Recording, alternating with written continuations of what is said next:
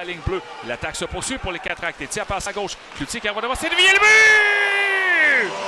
Nathan Étier marque le premier but ce soir. Claude donne l'avance 1-0 aux Cataractes. Les gens qui vont voir les dernières secondes de ce but vont dire qu'il a été chanceux. Mais c'est oublié qu'il a fait tout un jeu, 10, 12, 15 secondes auparavant, pour garder l'attaque en vie. Sur la ligne bleue, beaucoup de vitesse, Claude. Il a provoqué un revirement. C'est lui qui a donné la rondelle à Cloutier. Puis, il a foncé au filet de toutes ses forces. Là où la rondelle l'a trouvé, c'est 1-0. Et moi, je lui lève mon chapeau. C'est toute une présence. L'aspect chance là-dessus, c'est que la passe de Cloutier n'était pas destinée. Vétéran numéro 15 qui a la rondelle. Passe au centre, complété par Cloutier. Passe à bonne faute. Tire le but! Tic-tac-toe. 2-0 Cataractes, Claude. Un jeu préparé par Rafano Mezansoa qui a remis la rondelle à Cloutier. Cloutier, Claude, aurait pu lui-même tester Urtubise, mais il a vu son coéquipier à sa droite, Bonnefond, qui s'amenait avec beaucoup de vitesse. Il lui remet. Bonnefond était seul avec Urtubise et il le bat dans la partie supérieure du filet. C'est 2-1. 2-0, excuse-moi. Ma réflexion, c'est sur la dernière séquence. Nicolas Urtubise a beau être un des meilleurs gardiens de but de la Ligue.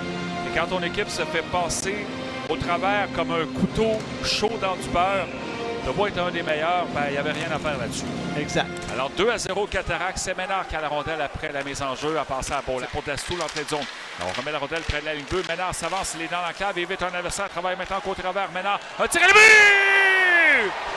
but! Isaac Ménard, une manœuvre individuelle du numéro 8 des Cataractes qui permet à l'équipe d'inscrire un but en avantage numérique. Il restait 5 secondes à cette pénalité. L'avantage numérique n'allait nulle part. Et encore une fois, un joueur des Cataractes stoppe un dégagement directement sur la ligne bleue des Sea Dogs. Cette fois-ci, c'est Ménard qui garde la rondelle pour lui, déjoue 2 joueurs des Sea Dogs et faufile cette rondelle entre les jambes. Ça a été intercepté et il y aura une sortie de Simek qui laisse la rondelle à sa ligne bleue vers le numéro 72, Bilodeau. Bilodeau 2 contre 1 avec Reynolds. Passe à Reynolds, ça tire. Oh, bel arrêt d'Antoine Coulombe et c'est le but. La rondelle s'est fait un chemin sous l'équipement d'Antoine Coulombe, semblait avoir fait l'arrêt, mais les Sea Dogs réduisent l'écart à 3. Oui, Reynolds qui finit par percer Antoine Coulombe. C'était un 2 contre 1. Premier surnom accordé aux Sea Dogs aujourd'hui, Claude. Et on a remis cette rondelle à Reynolds qui dégaine sur réception. La rondelle qui est passée entre les jambières tranquillement de Coulombe. Et s'est réfugié sous les cordages. C'est 3-1. De notre point de vue, semblait avoir la rondelle sous son équipement. Mais au lieu de ça, les Sea Dogs qui, par Brady Burns, Veillette qui revient vers la pointe droite, passe au centre à Booth. Booth à gauche vers Tourigny. Tourigny passe la rondelle à droite, c'est saisi par Courtois. Courtois, la ligne bleue vers Booth. Booth, il va tirer le but! Angus Booth va chercher un autre but en avantage numérique. Ça, c'est un tir qu'aimerait revoir Urtubise. Un tir des poignets. Décoché depuis le point d'appui, donc 25 pieds environ, Claude, dans la partie supérieure du filet. Je pense pas qu'il y avait un gros écran entre Booth et Urtubise. Mais c'est un tir qui fait les ravages. C'est 4-1. Un but marqué dans la deuxième portion de cet avantage numérique de 4 minutes. Donc, ça met un terme à l'avantage numérique des Cataractes. 2-5 depuis le début de la partie. Avec un joueur empli par Saint John. Burns en sortait 3. Passe au centre, c'est pour Piloto. Ça va pour Élie à l'aile droite. Et au moment de tirer, il y a eu repli de Jacob Lafontaine qui est venu. Et là, le tir et le but! Brady Burns ramène les Sea Dogs à 2 buts des Cataractes. Oui, Coulombe a perdu la rondelle de vue. Claude, il regardait à sa droite, mais c'est Burns qui avait la rondelle à sa gauche.